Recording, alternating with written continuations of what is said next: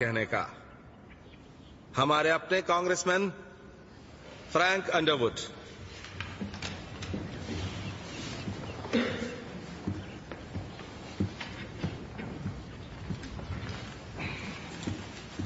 Welcome Frank. Good morning. Thank you father. और क्वाया का भी थैंक्स इतनी अच्छी हिम सुनाने के लिए। मैं आज इसमें से कुछ पढ़ना चाहूंगा। चैप्टर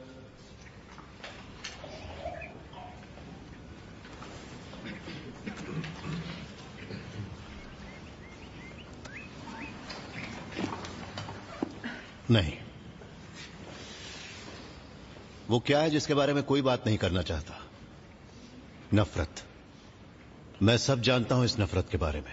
यह आपके अंदर से शुरू होती है, अंदर गहराई में, यहां से जहां वो पैदा होती है, खौलती है और फिर ऊपर उठती है। नफरत उफनती है तेजी से और ज्वालामुखी बनके फटती है, सांसों को झुलसा देती है, आंखों में आग भरती है, आपकी मुट्ठी इतनी जोर से कसती है कि आपको लगता है वो टूट जाएगी। मुझे नफरत है तुमसे गॉड, नफरत करता हूं। अब ये मत कहिएगा कि आपने लफ्ज पहले कभी नहीं कहे। मुझे पता है आपने कहे, हम सब ने कहे, जब कभी भी हमने किसी अपने को खोया है। आज हमारे बीच ऐसे दो पेरेंट्स हैं जो उस दर्द को जानते हैं। सबसे तकलीफ देने वाला दर्द अपने बच्चे को वक्त से भी पहले खो देना। अगर डीन और लियान अभी खड़े होकर जोर से वो नफरत जैसा खौफनाक लफ्ज चिल्लाएं तो क्या हम उन्हें कसूरवार मानेंगे? मैं तो नहीं मानूंगा। कम से कम उनकी ये नफरत मेरे लिए जायज है, मैं समझ सकता हूं। मगर ऊपर वाले का अत्याचार, उनकी बेरहमी मैं कतई समझ नहीं सकता।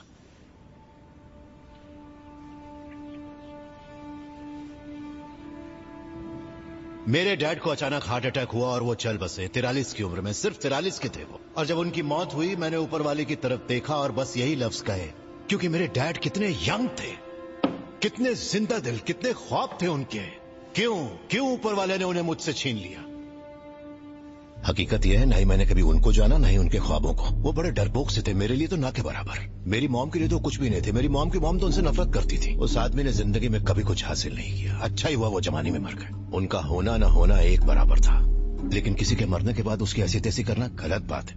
मैं रोया, मैं चिल्लाया, क्यों गॉड, मैं तुमसे नफरत क्यों नहीं करूं, जबकि तुमने मुझसे उस इंसान को छीन लिया जिसे मैं दुनिया में सबसे ज्यादा प्यार करता था।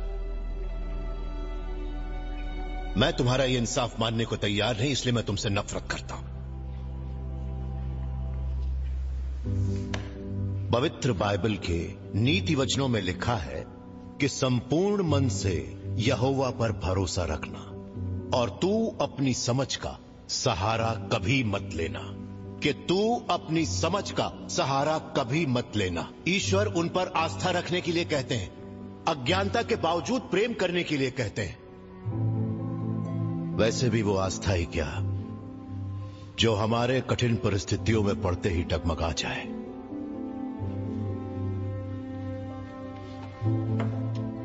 हम कभी नहीं समझ सकेंगे ईश्वर ने क्यों छीना जेसिका को, या मेरे डैड को, या फिर किसी और को। और शायद हमें ईश्वर कोई जवाब न दे, उसने हमें प्रेम करने की काबिलियत तो जरूर दी है। हमारा काम है सिर्फ उससे प्रेम करना, बिना उसके किसी इंसाफ पर सवाल उठाए। तो मैं आपसे प्रार्थना करता हूं मेरे ईश्वर, मैं आपसे प्रार्थना करता हूं कि आपके लिए हमारा प्रेम बढ़े और बदले में आप डीन और लियान को अपनी पनाह में ले लें, जिससे इनकी आस्था फिर से मजबूत हो जाए। और ये कि नफरत मिटाने में आप हमारी मदद करें, ताकि हम सही मायने में अपने पूरे दिल से आप पर आस्था कायम रख सकें और फिर कभी अपनी समझ का सहारा ना लें। आमीन। तुम्हारा काम न्यूज को रिपोर्ट करना है, ना